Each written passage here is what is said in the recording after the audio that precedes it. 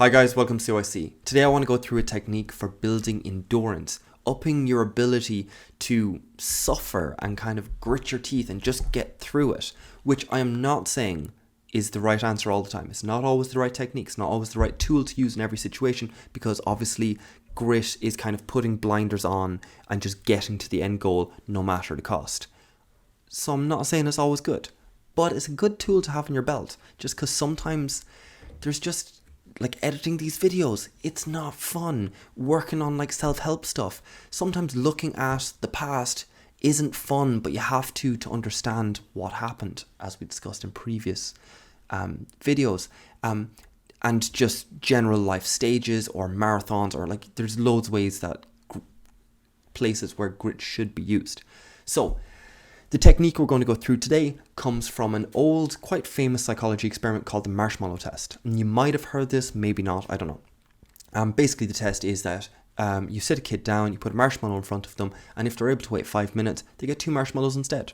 That's it, simple game.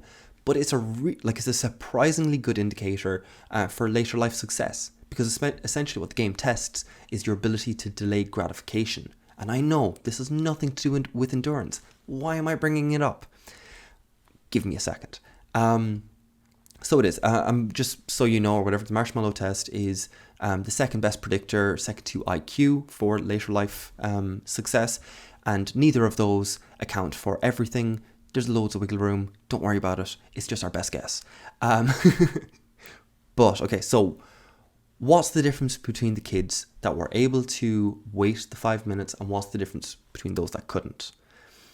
And two things kind of came up. Because if you think about it, that delayed gratification, you have to endure the temptation, the desire, the mouth salivating, the like, oh, I just want it right now. Like, it's kind of endurance. And once you see the techniques for winning the game, you'll understand it. So technique number one is distraction. That's quite obvious. Just don't look at the marshmallow. So when this comes to endurance, whatever the pain is, whatever the struggle is, don't focus on the pain. So now this is very complicated. So I just said that when you're looking back, if you're trying to work on yourself and trying to work through traumas or histories, or trying to understand yourself better, like we did in the previous video, previous two videos, distracting yourself seems counterintuitive, as in like, how does that work? You're meant to look, but you're not meant to look? What? It's like, no, it means you look, but with a different lens. So you look with curiosity. You're looking for the details of like, oh, isn't that interesting? Isn't that weird? It's like, I remember this, or that's not what I would have expected from that person, or just that curiosity, and distracting from perhaps the pain that was felt at the time, and maybe still is. So in that situation, that would be the distraction. It's kind of that. Alternatively, more kind of concretely, is if you're in like physical pain or something like that. I remember when I got my piercings, they told me to curl my toes, focus on the other end of your body. That kind of works. A better tactic, I find, is to focus on a different sense. So if your 5 senses, your taste, touch, sound, sight, smell, any of those, whatever the pain, however the pain is coming, whether the smell is just whatever it is, just focus on touch. If the taste, or if the pain is in touch, focus on sight, what's around the place. Like, look at different colors, name 3 different colors, or 3 different things that are red, like whatever it is. If you have watched Snowpiercer, you will get that reference. Netflix. But anyway, distraction works, and it's quite good. Has its downside, because sometimes distraction's just difficult. Like, it is. But maybe that's a muscle you need to work up. Okay, so the second technique then used by these kids was to play with the marshmallow. Treat it as if it wasn't food anymore. And that's the important part. It's not actually play. It's just you treat it as if it's not what it is. If that makes sense.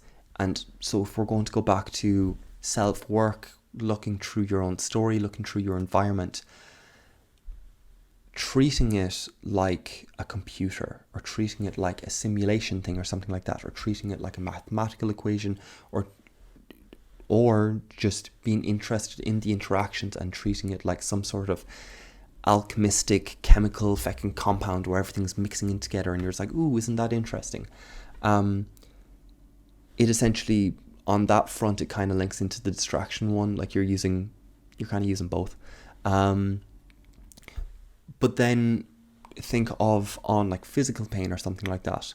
To play with that, okay, let's not get carried away, okay? We're not trying to take this to any upper limits or anything like that. But having cold showers, timing your endurance in a cold shower, in a plunge pool, timing your endurance in a marathon, timing how far you can sprint, timing how much weight you can carry, how much weight you can lift.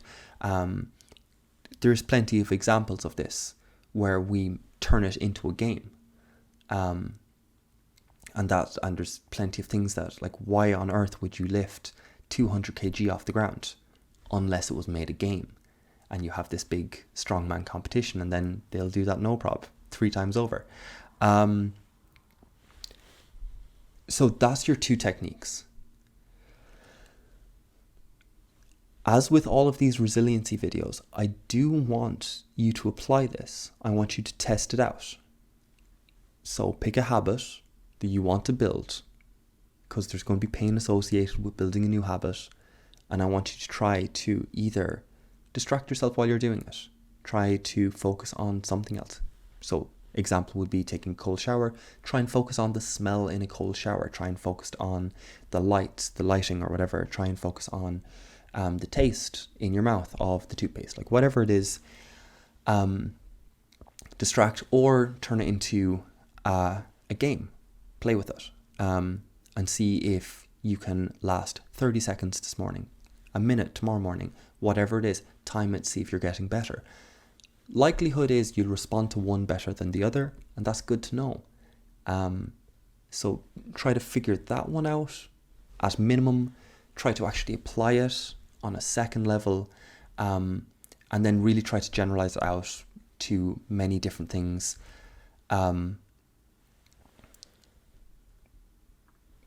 I will refer back to this one, because, as I've said, grit and just that kind of stubborn, we're going to do it, is essentially like putting blinders on. So it has its pros, it has its cons. But if you need a kick, if you're not moving and you're just like, do you know what, it's just time to get this done or whatever, this is your 2 ways of doing it. Okay? So as always, guys, I hope you got something from this. Implement it. You have a week until next week's video. Tell me how you implement it.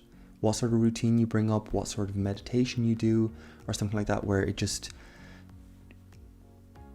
is endurance again, or whether it's just a physical thing for exercise, or whether it's an educational thing, just the ability to actually sit down and like actually study for like 30 minutes.